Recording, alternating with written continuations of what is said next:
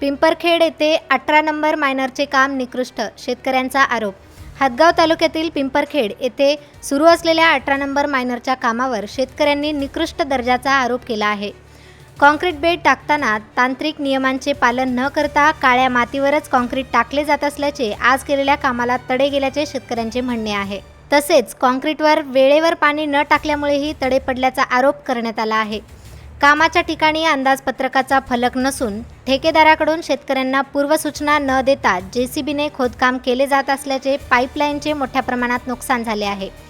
या कामात भ्रष्टाचार होत असल्याचा आरोप करत शेतकऱ्यांनी बोगस काम तात्काळ थांबवून संपूर्ण चौकशी करण्याची मागणी केली आहे। मी दिगंबर गणेशराव साखरे, माझा इथं माझी शेती जवळपास 25 एकर शेती आहे। तिथं गहू, हरभरा आणि साईडला कडोळ, हायब्रिड हे सर्व पीक होते। न सांगता आमच्या तर एक हरभऱ्यातून घातली आणि कॅनल मध्ये जे आमच्या पाईपलाईन कॅनलच्या आतमधून पाईपलाईन गेल्या होत्या, पाईपलाईन न सांगता तोडल्यामुळं आमचं लाखोचं नुकसान झालेलं आहे।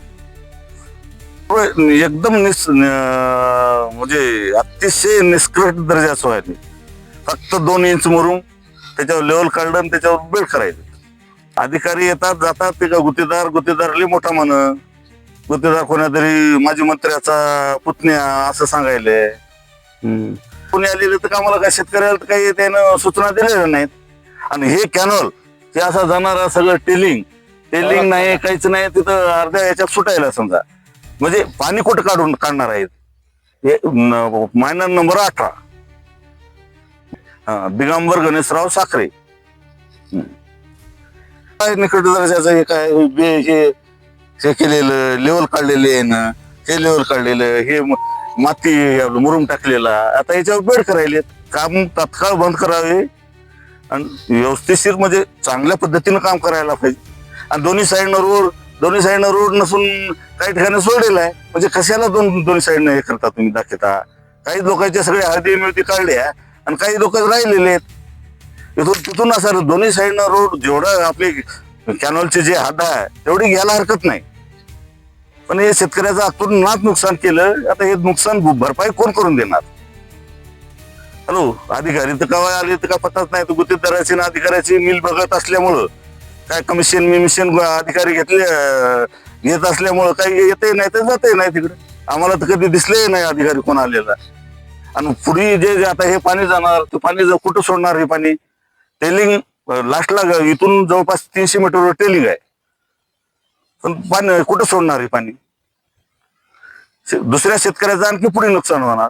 मुरुम टाकलेला नाही, लेवल केलं, मुरुम टाकलेला नाही, काय नाही, त्याच्यावर म्हणजे थोडा मुरुम टाकला, 1-2 इंचाचा मुरुम टाकला आणि बाकी लेवल काढलं। लेवल काढल्याच्यानं लोक शेतकऱ्याच्या सगळ्या पाईपलाईन फोडल्या। जवळपास एका शेतकऱ्याच्या 10-10, 15-15 एकर जमीन आहे तिथं बाजूला। त्या पाईपलाईन फोडल्यामुळं शेतकऱ्याला न सांगता पाईपलाईन फोडल्यामुळं बाकी सगळे पिकं वाळली।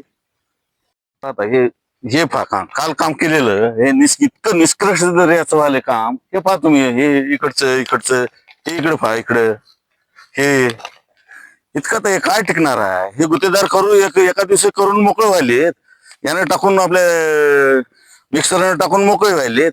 शेतकऱ्याची माती नंतर शेतकऱ्यानं काय करायला पाहिजे असं पाहिजे। आता ही साईड तर राहिलेलीच आहे आणि ते फाद्याचं किती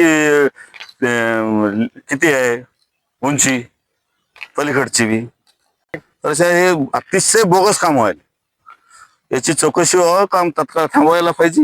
अतिशय बोगस काम व्हायला।